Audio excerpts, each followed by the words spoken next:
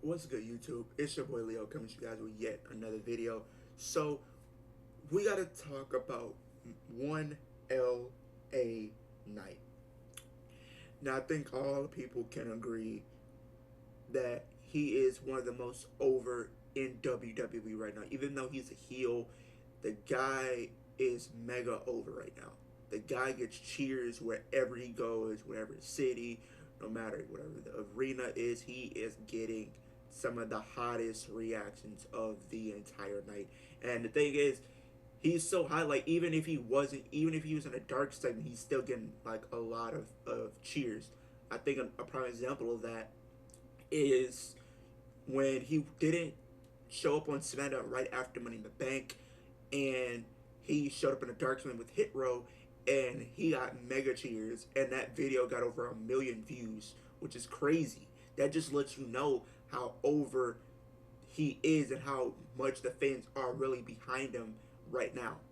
Now, we can all agree that a lot of us were disappointed that he did not become Mr. Money in the Bank and win the Money in the Bank ladder match. That unfortunately went on to be Damon Priest, who went on to win the briefcase at the pay per view or PLE, whatever you want to call it. Um, they even gave you that moment where it looked like LA Knight was about to win because he had the briefcase in his hands. All he had to do was unhook it. Well, he pretty much already unhooked it, but he just had to pull it from the hook or whatever. And then LA, not LA Knight, but Damian Priest screwed him over and pretty much won the match. Um, Now a lot of people were upset about it or confused because it's like, what's next for him? What do you do with him now? You do do you? I think a lot of people feel like they've been buried.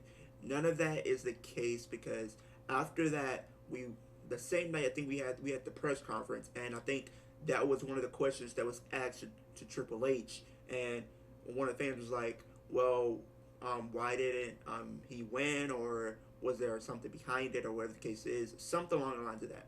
And Triple H answered the fan and was just like saying, you know, that this is just the start. This is just the beginning of the rise of LA Knight, and it gives me reason to believe that this is going to be the start of something big. Now I feel like he's over. He gives me that Daniel Bryan feel back again because it's like no matter where he went, or no matter even if Daniel Bryan wasn't on the show, or he was getting some of the most overreactions, and then when he was there, he was getting even more overreactions. They had no choice but to put the titles on him at WrestleMania 30 and insert him into that match. Like at first it wasn't the case, and then that story just was created to where the fans just couldn't get enough of them. They were always demanding to the point where WWE felt like they were backed into a corner to where they had to listen to the fans at that point. Because usually WWE doesn't like to do that. I don't know why. It just is what it is. But I think we're finding ourselves in a similar situation here because it's like, well, what's the next step? I think that's the question a lot of people have been wondering. What is the next step for LA Knight after unsuccessfully winning Money in the Bank? Well, apparently, at the time we recording the video, it looks like he is in line or penciled in to compete against Austin Theory at SummerSlam for the United States Championship. And if this match does happen, I'm telling you right now, I am telling you right now, he is going to be the most over right now. And I'm telling you, if he wins that United States Championship, which he should, and when he does, that crowd will erupt. I'm not lying. I'm not lying. That crowd is going to erupt if LA Knight was to pick up that U.S. Championship. And you can build LA Knight to that main event level from now up until the point you decide to take the U.S. Championship off of him. Me personally, I think he should win the Royal Rumble in 2024. I know a lot of people are saying, Gunther should win that. But I think LA Knight wouldn't be a bad choice either just because of the popularity that he has been getting over the last few months. And I think this will be a cool way to cap off, and to really show the fans, we hear you, and we're gonna do something with him. So it's just one of those situations. It remains to be seen, but I do think him winning the U.S. Championship against Austin Theory at SummerSlam, I think that is like a good first step to potentially getting him to the main event scene. So maybe like after WrestleMania 40, he could be in the mix for the World Heavyweight Championship, or the Undisputed Championship, whatever brand he's still on at that point. Maybe they'll probably do a draft after Mania. I could probably see them doing that. But whatever brand he's on, which pretty much more means SmackDown, it could think about him versus Cody Rhodes. I think that match could be interesting. I think if you were to have him win, here's the thing. This is the only reason why I feel like it was okay that they didn't go with him. Because think about it. Because there were rumors that they were planning to have an unsuccessful cash in, and it looks leaning more towards the men's. So it's like you don't want him to unsuccessfully cash in, or whatever the case is, because that's definitely going to kind of diminish his character and mystique a little bit. So you don't want to do that.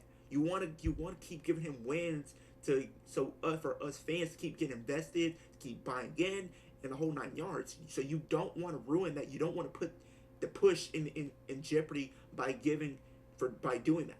So I can understand why. But comment down below.